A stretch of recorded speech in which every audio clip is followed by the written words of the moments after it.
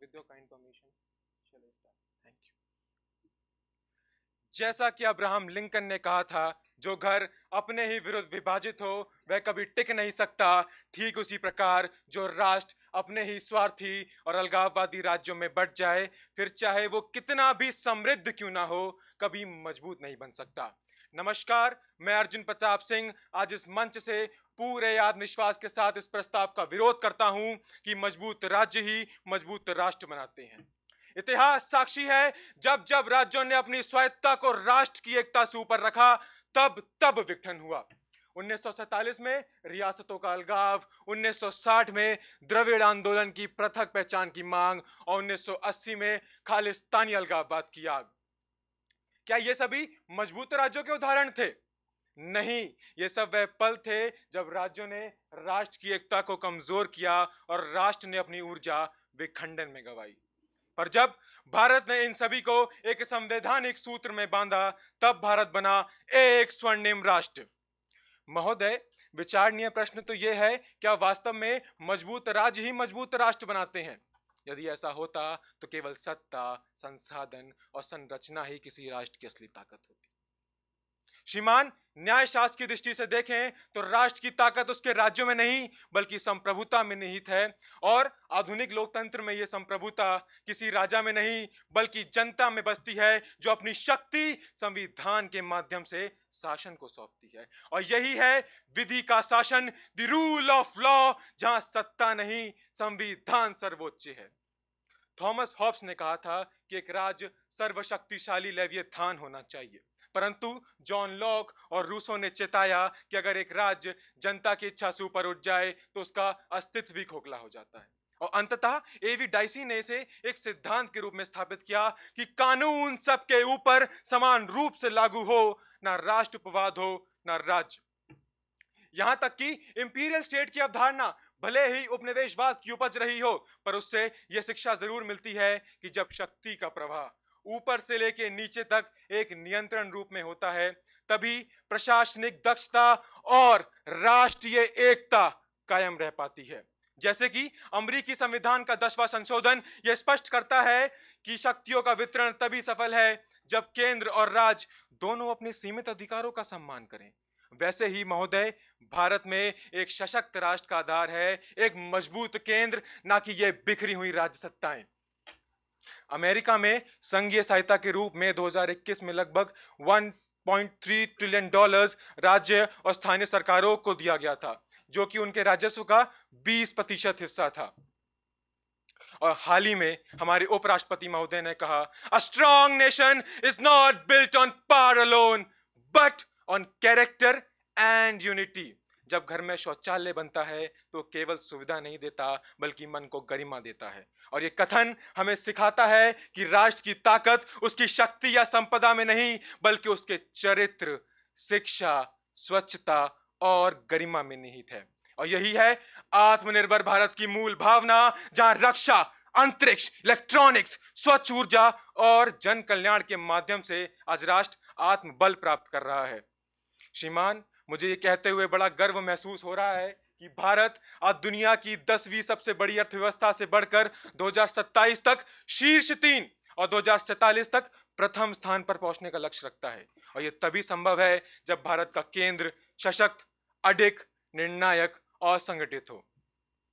महोदय, आप वर्ष 2024-25 के बजट को ही ले लीजिए, जहां पे राज्यों के लिए 1.5 लाख करोड़ की दीर्घकालीन ब्याज रहित ऋण सुविधा दी गई थी, और अब तक पब्लिक प्राइवेट पार्टनरशिप और अन्य पारंपरिक तरीकों से 68 लाख करोड़ की लागत वाले 35 बड़े इंफ्रास्ट्रक्चर प्रोजेक्ट सूचीबद्ध हैं, जो राष्ट्र और केंद्र दोनों ही स्तरों पर योजनाओं का परिणाम है। मैं पूछता हूं अपने विपक्ष से, क्या उनको इन आंकड़ों से स्पष्ट नहीं होता कि संसाधन, वित्त और बुनियादी ढांचे के दम पर एक मजबूत राष्ट्र अपने राज्यों का सहयोग करता है? या फिर वो ये नहीं पचा पा रहे कि ठीक इसी तरह राज्य की शक्ति अपने राष्ट्र की एकता और विकास से जुड़ती है? अगर अब हम बात करें अंतर्राष्ट्रीय स्तर की, तो वहां भी यही सत्य है। अगर मजबूत राज्य ही मजबूत राष्ट्र बनाते तो सोवियत संघ आज भी होता, परंतु जब राज्य और गणराज्यों के बीच में सामंजस्य टूटा तो पूरा साम्राज्य बिखर गया। श्रीमान, आप जरा नजर डालिए फिनलैंड पर।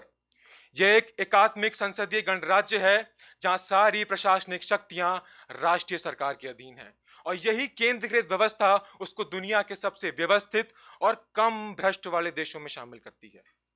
अब आप चलिए यूनाइटेड किंगडम की ओर, जहां स्कॉटलैंड, वेल्स और नॉर्दर्न आयरलैंड को कुछ विकेंद्रीकृत अधिकार दिए गए हैं, लेकिन वास्तविक नियंत्रण आज भी केंद्रीय संसद के पास है। और एक यही कारण है कि ब्रिटेन आज भी एक सशक्त, संगठित और स्थिर राष्ट्र के रूप में खड़ा है।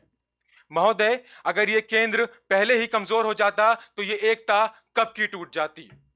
यहां तक कि संयुक्त राष्ट्र ने भी यह स्वीकार किया है कि विश्व शांति के लिए मजबूत राज्य नहीं बल्कि सशक्त, संगठित और अनुशासित राष्ट्र ही आवश्यक है। और ये दृढ़ता तभी संभव है जब केंद्रीय सत्ता दृढ़, सक्षम और निर्णायक हो।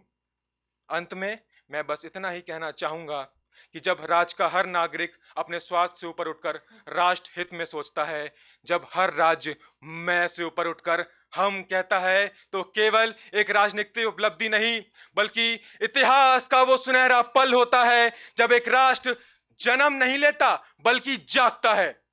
और इसलिए महोदय, मैं आपको संपूर्ण विश्वास दिलाता हूं अपने कथन से कि राष्ट्र की चेतना ही राज्य की असली ताकत है।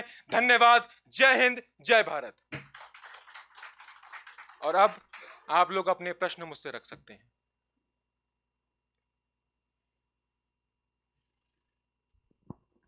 आपके भाषण के लिए धन्यवाद। मेरा प्रश्न आपसे यह है कि आपने फिनलैंड का उदाहरण दिया, वहाँ पर जो वहाँ की देशज लोग हैं जिन्हें सामी लोग कहा जाता है, आज उन्हें फिनलैंड की सरकार द्वारा काफ़ी बुरी तरीके से उनका ट्रीटमेंट करा जा रहा है। तो अगर वहाँ पे संघवाद होता तो आपको नहीं लगता है कि वहाँ पे उनका जो अभी सिलसिला चल रहा है वो उनके हित में होता, क्योंकि कोई उनके हित में लड़ने के लिए होता? आपका उस पर क्या विचार है?